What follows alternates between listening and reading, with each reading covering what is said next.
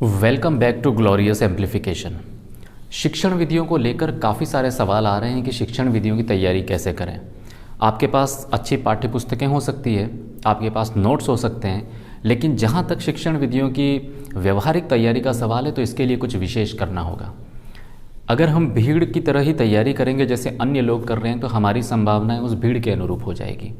थोड़ी smart study कीजिए और ये देखिए कि वास्तव में हमें क्या करने की ज़रूरत है। तो आज के इस वीडियो में मैं शिक्षण विधियों पर प्रकाश डालने वाला हूं कि किस तरह से हम इन शिक्षण विधियों में 26 या 27 अंक हासिल कर सकते हैं, और ये पूरी तरह प्रैक्टिकल है, व्यवहारिक है। सबसे पहला काम, इसमें मैं आपको 6 ट्रिक्स बताऊंगा और यदि आप उन 6 ट्रिक्स को फॉलो करेंगे तो आपकी मार्किंग बहुत अच्छी रहने की उम्मीद है। सबसे पहली चीज़ जो आप कर सकते हैं वो ये है कि आप प्रत्येक पाठ के साथ, यदि आप पाठ्य पुस्तकें पढ़ रहे हैं, 6ठी से 10वीं तक की पाठ्य पुस्तकें जब आप खोलेंगे तो आप पाएंगे कि प्रत्येक पाठ के साथ टीचिंग इंस्ट्रक्शन दे रखे हैं। उन टीचिंग इंस्ट्रक्शन से हमारी ये समझ बनती है कि इस पाठ में क्या अपेक्षित है। जब आप उन टीचिंग इंस्ट्रक्शंस को पढ़ेंगे तो उससे आपको ये पता चल जाएगा कि वास्तव में अपेक्षा क्या है और उसी अपेक्षा के अनुरूप आप अपनी तैयारी कर सकते हैं। फॉर एग्ज़ाम्पल, अगर आपका कोई पाठ है और वो पाठ आपको ये बताता है कि ग्राम पंचायत स्तर या स्थानीय प्रशासन, तो स्थानीय प्रशासन या लोकल एडमिनिस्ट्रेशन चैप्टर को जब आप खोलेंगे तो वहाँ कुछ इंस्ट्रक्शन होंगे कि इस पाठ को पढ़ने के बाद बच्चों में क्या क्या बदलाव होने चाहिए, वो क्या क्या चीज़ें सीख जानी चाहिए। वही टीचिंग इंस्ट्रक्शन शिक्षण विधियों का आधार है। तो ये बहुत सरल तरीका है, ऐसा तरीका है जो आपकी समझ को शिक्षण विधियों में व्यापक बना देगा और आपकी मार्किंग बहुत अच्छी रहेगी। तो पहली सलाह मेरी यही है कि आप जब इन पाठ्य पुस्तकों से तैयारी कर रहे हैं तो इस तैयारी के दौरान आप पाठ पढ़ते समय, नोट्स प्रिपेयर करते समय पाठ के साथ दिए गए टीचिंग इंस्ट्रक्शन को ज़रूर पढ़ें। ख़ास तौर से भाषाओं में इस चीज़ का ध्यान रखें क्योंकि प्रत्येक चैप्टर में ये चीज़ें दी हुई है। दूसरा सबसे इम्पोर्टेंट तरीका ये है कि जब एक बार आप ये चीज़ कर लें तो दूसरा तरीका ये है कि आप इग्नू के नोट्स रेफ़र करें। शिक्षण विधियों में इग्नू के नोट्स लाजवाब हैं, उनकी कोई मिसाल नहीं है, बेहतरीन नोट्स हैं। भाषा बहुत सरल है और बहुत व्यावहारिक अंदाज में वो किताबें लिखी गई है। सवाल ये पैदा होता है कि हम इन किताबों को कहाँ से हासिल करें। मैं आपको समझा दूं कि आप इसके लिए आपको कहीं जाने की ज़रूरत नहीं है। आप इग्नू की वेबसाइट पर जाएं और वहाँ ई ज्ञान कोश को क्लिक करें। जैसे ही आप ई ज्ञान कोश को क्लिक करेंगे उसके बाद में पूरा वो खुल जाएगा, जितने उनके पास में PDF नोट्स हैं उसमें से आप B.Ed पाठ्यक्रम को सेलेक्ट करें और उसके नोट्स ले लें। एक बार नोट्स लेने के बाद आप ये करेंगे कि आप डायरेक्टली उन नोट्स को अपने सिलेबस से मैच करेंगे। जो टॉपिक आपके सिलेबस में हैं उन टॉपिक्स का अध्ययन करेंगे, बाकी को छोड़ देंगे। डाउनलोड करने का दूसरा तरीका ये है कि आप सीधा अपने सिलेबस में जो चैप्टर है उसका नाम लिखें और उसके आगे लिखें इग्नू PDF और उसको एंटर करें। सीधा इग्नू का नोट खुल जाएगा जो आप चाहते हैं और आप उसे PDF फॉर्मेट में डाउनलोड कर सकते हैं। ये बहुत बेहतरीन ट्रिक है और ये आपकी शिक्षण विधियों में व्यापक समझ पैदा कर देगी। जहाँ तक भाषा शिक्षण का सवाल है तो भाषा शिक्षण में इग्नू का मटेरियल बहुत काम करता है। आप इसको आजमा कर देखें, आपको निश्चित तौर पर बहुत फ़ायदा होने वाला है। इसके अलावा ये 2 चीज़ें ऐसी हैं जो आप बड़ी आसानी से कर सकते हैं। अब जो चीज़ें करनी है वो आपके कॉमन सेंस पर डिपेंड है, आपकी व्यापक समझ पर डिपेंड है। अब आपको ये करना है कि आपको, चूंकि आप अपने विषय के ज्ञाता हैं, फॉर एग्जांपल कुछ लोग सोशल साइंस से फाइट कर रहे हैं, कुछ साइंस मैथमेटिक्स से फाइट कर रहे हैं, तो जिस भी विषय से आप एग्ज़ाम फाइट करने वाले हैं आपको ये ध्यान रखना है कि आपके एग्ज़ाम का जो सिलेबस है उसकी डिमांड क्या है। फॉर एग्ज़ाम्पल, अगर सोशल साइंस है और उसके अंदर भूगोल है तो आपको ये समझ होनी चाहिए कि कहाँ कहाँ नक्शे का इस्तेमाल होना चाहिए। आपका सब्जेक्ट अगर इतिहास है तो आपको ये पता होना चाहिए कि कहाँ कहाँ नक्शों का इस्तेमाल होना चाहिए, कहाँ चार्ट का इस्तेमाल होना चाहिए, कहाँ कंपैरिजन होना चाहिए। ये बातें ऐसी है जो सिर्फ आप ही कर सकते हैं। इसके लिए कोई किताब नहीं बनी है जो आपको इंस्ट्रक्ट कर सके। ये रणनीति आपको खुद को बनानी होगी। इससे आपको बहुत फ़ायदा होने की उम्मीद है और आपको ये पता चल जाएगा कि प्रश्न विशेष में वो किस चीज़ से संबंधित है। अगर आपको ये थोड़ा सा पता चलने लग जाएगा तो उसके बाद बड़ी आसानी से आप ये पता लगा पाएंगे कि अमुक चीज़ को पढ़ाने के लिए कौन सी शिक्षण विधि बेहतर है या बेहतरीन है। ये बहुत इंपॉर्टेंट चीज़ है और यदि आप इसको अच्छी तरह से फॉलो करते हैं तो आप पाएंगे कि शिक्षण विधियों के आपके ज़्यादातर सवाल जो हैं वो सही होने लग जाएंगे। चौथी चीज़ जो है वो आपको ये देखना है व्यवहारिकता। मतलब ये हुआ कि शिक्षण विधियों को बेहतरीन बनाने के हमारे पास कई रास्ते हो सकते हैं। किसी भी चीज़ को बच्चों को समझाने के लिए हमारे पास बहुत सारे रास्ते हो सकते हैं। शिक्षण विधियों के प्रश्न आपसे ये अपेक्षा करते हैं कि आप बेस्ट रास्ता चुनें, लेकिन वो बेस्ट कौन सा हो? वो ऐसा बेस्ट हो जो व्यवहारिक भी हो, यानी ऐसा हो कि जिसका प्रयोग करने पर रिजल्ट ओरिएंटेशन या रिजल्ट मिलने की पूरी पूरी संभावना हो। अगर आप कोई ऐसा तरीका चुन लेते हैं जो आपकी नज़र में तो बहुत अच्छा है, लेकिन बच्चों के समझ के दायरे से बाहर है, तो वो अव्यवहारिक है। एक शिक्षक को खासतौर से शिक्षण विधियों के प्रश्न सॉल्व करते समय आपको ये देखना होगा कि आपके बच्चे किस स्तर के हैं, आपके बच्चों का मानसिक स्तर क्या है, वो किस एज ग्रुप के हैं, और उस एज ग्रुप के बच्चे किसी समस्या विशेष पर कैसे सोचते हैं, ये आपको पहले से अंदाज़ा लगाना होगा। उसके आधार पर ही आप इसको आगे कर पाएंगे। तो व्यवहारिकता बहुत ज़रूरी है। आपने अब तक 4 चीज़ें देख ली है।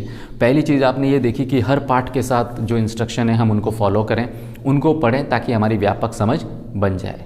दूसरी चीज़ आपने ये देख ली है कि हम इग्नू के नोट्स प्राप्त करें और शिक्षण विधियों पर और बाल विकास पर उन्हें पढ़ें। नोट्स कैसे प्राप्त करने हैं इसकी जानकारी मैं आपको ऑलरेडी दे चुका हूँ। उम्मीद है आप आसानी से वो PDF फाइल प्राप्त करेंगे, सिलेबस से मैच करेंगे और उसका अध्ययन करेंगे। तीसरा, आपको ये समझना था कि विषय के अनुसार क्या क्या आवश्यकता है, जैसे चार्ट, नक्शे इत्यादि, वो आपको ध्यान रखना है। और चौथा बिंदु था आपका व्यवहारिकता। चीज़ें ऐसी हो जो आपके बच्चों के स्तर के अनुरूप हो, उनकी समझ के दायरे के अंदर अंदर हो। आप कोई ऐसा तरीका न बता दें जो आपकी समझ में या आपके एज ग्रुप के लोगों के लिए तो फ़ायदेमंद है, लेकिन जो बच्चे हैं, जो एज ग्रुप आपके पास है, उन बच्चों के मानसिक विकास या मानसिक स्तर से वो परे हो। अगर आप कोई ऐसा तरीका बताते हैं तो आपको ऐसा लगेगा परीक्षा हॉल में कि आपने बेस्ट ऑप्शन चुना है, लेकिन बच्चों वाला रेफरेंस अगर आप भूल गए तो आपको मार्क्स नहीं मिलेंगे। एक और चीज़ इसमें इंपॉर्टेंट है, जो 5वीं है, वो आपको ये देखना है कि जब आप शिक्षण विधियों के प्रश्न सॉल्व करेंगे तो उस समय आपको ओपन माइंडेड होकर बैठना है और ये जरूर देखना है कि मैं जो तरीका बताने वाला हूँ वो संभव भी है या नहीं। फॉर एग्जाम्पल, आपसे पूछा जाता है कि निम्न विधियों में से अंग्रेजी शिक्षण की सर्वाधिक उपयुक्त विधि कौन सी है। अब उसमें 3-4 प्रश्न विकल्प दिए जा सकते हैं। आपको उसमें से ये करना होता है कि बेस्ट विकल्प को चुनना होता है, लेकिन आपको ये भी याद रखना है कि वो बेस्ट विकल्प ऐसा हो जो संभव है या नहीं।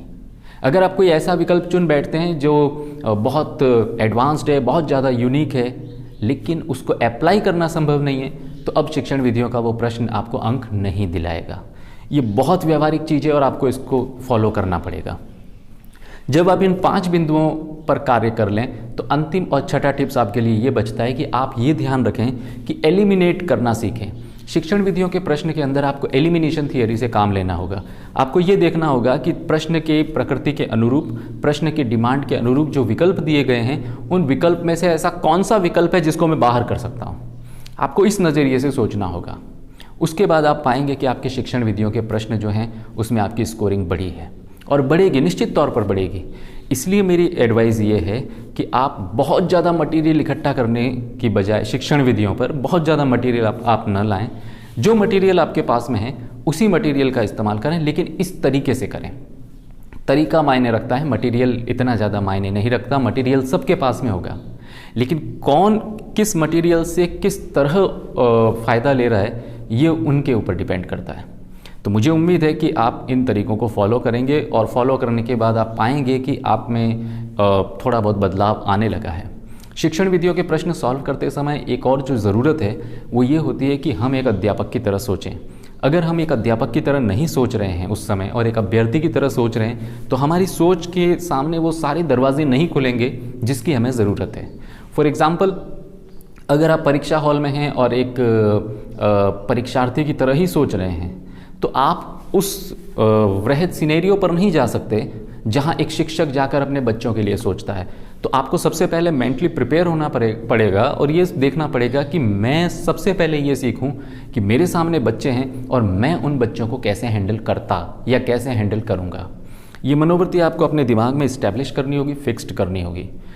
एक और चीज़ जो यहाँ मायने रखती है वो ये है कि अमूमन शिक्षण विधियों के जो प्रश्न होते हैं उसके चारों विकल्प आपको समान लग सकते हैं। ये बहुत ज़्यादा संभव है कि आपको ऐसा लग सकता है कि चारों विकल्प समान हैं, लेकिन यहाँ आपको ये ध्यान रखना है कि वो चारों विकल्प यदि समान दिख भी रहे हैं आपको, यानी आपको कोई ज़्यादा डिफरेंस नहीं दिख रहा है, तो आप ये जरूर 2 बिंदु पर ज़रूर ध्यान दीजिएगा। पहला, विकल्प व्यवहारिक है या नहीं, और दूसरा, क्या वो उस विकल्प को अप्लाई करना संभव है या नहीं। इन 2 बिंदुओं पर जब आप सोचेंगे तो आप इजीली अंतर क्रिएट कर पाएंगे और उसके बाद आप आवश्यकता पड़ने पर उसे एलिमिनेट भी कर पाएंगे। इसका खास ध्यान रखिएगा। और परीक्षा हॉल में परीक्षा देने से पहले जब आप ये इग्नू के नोट्स पढ़ेंगे तो इन नोट्स को आपको कम से कम 6 से 7 बार रिवाइज करना है। इनके इग्नू के जो नोट्स हैं वो इस तरीके से हैं कि बहुत वृहद हैं। फॉर एग्जाम्पल अगर आप देखेंगे कि बुद्धि, तो वो बुद्धि के ऊपर बहुत विस्तार से चर्चा करते हैं, उसके बाद बुद्धि के सिद्धांतों पर विस्तार से चर्चा करते हैं, उनकी आलोचनाओं पर विस्तार से चर्चा करते हैं, बुद्धि मापन पर विस्तार से चर्चा करते हैं। तो अगर आपके सिलेबस में बुद्धि टॉपिक है तो आप क्या करेंगे कि जो PDF फाइल आप प्राप्त कर रहे हैं उस PDF फाइल को बहुत अच्छी तरह से पढ़ेंगे अगर संभव है। हालांकि इग्नू की भाषा इतनी सरल है कि आपको नोट्स बनाने की ज़रूरत उसमें नहीं आएगी। ठीक है, कुछ तथ्यात्मक चीज़ों को आप नोट डाउन कर सकते हैं, बहुत सरल भाषा है। लेकिन अगर आपको डायरेक्टली भी उन नोट्स को पढ़ते हैं, मुझे यकीन है कि अगर आप 3 बार या 4 बार भी उन नोट्स को पढ़ लेंगे तो शिक्षण विधियों के प्रति और ख़ासकर बाल विकास के प्रति आपकी समझ व्यापक हो जाएगी। इसी तरह का एक वीडियो मैं और बनाऊंगा जिसमें मैं ये बताऊंगा कि बाल विकास वाले प्रश्नों को सॉल्व करने के लिए किस तरह की मानसिक मनोवृत्ति की आवश्यकता है, किस तरह के एप्टीट्यूड की आवश्यकता है, हमें सोचने की शुरुआत कैसे करनी चाहिए। कमेंट बॉक्स खुला है, यदि आपको कोई समस्या है, कोई भी डाउट है, ख़ासतौर से इग्नू के मटेरियल के बारे में या इन 6 ट्रिक्स के बारे में जो मैंने आपके साथ शेयर किए, तो आप निसंकोच होकर मुझे कमेंट करें। जहाँ तक मुझसे संभव होता है मैं प्रत्येक कमेंट का जवाब दे देता हूँ और कोशिश करूँगा कि आपके कमेंट का जवाब देकर आपकी जिज्ञासा भी शांत करूँ। शिक्षण विधियों के प्रश्नों में जब आप मॉडल पेपर सॉल्व करेंगे, ये मॉडल पेपर आपको करने हैं जब आपके 4, 5, 6 रिवीजन बहुत अच्छी तरह हो जाएं और आपको भरोसा हो जाए कि आपका सिलेबस आप कवर कर चुके हैं। उसके बाद जब आप मॉडल पेपर सॉल्व करेंगे तो मॉडल पेपर भी स्तरीय चुनें। ऐसा ना हो कि आप बहुत ही सामान्य दर्जे के मॉडल पेपर का इस्तेमाल कर रहे हो सॉल्व करने में, जो इंटरनेट पर बहुधा उपलब्ध हैं, क्योंकि वो मॉडल पेपर आपको गलत तरीके से कॉन्फिडेंट कर देंगे, ओवर कॉन्फिडेंट कर देंगे, क्योंकि उसमें सब सही जाएगा आपके, और आप ओवर कॉन्फिडेंट होकर अगर एग्ज़ाम हॉल में बैठते हैं तो नुकसान निश्चित है। आशा है ये वीडियो आपके लिए पथ प्रदर्शक का कार्य करेगा। मुझे ये भी आशा है कि इस वीडियो में दी गई जो 6 टिप्स है उनका आप इस्तेमाल करके ज़रूर देखेंगे, और मुझे ये भी उम्मीद है कि ये 6 टिप्स आपकी शिक्षण विधियों और बाल विकास की मार्किंग को निश्चित तौर पर बढ़ाएगी और कई अंकों तक बढ़ा देगी। जय हिंद।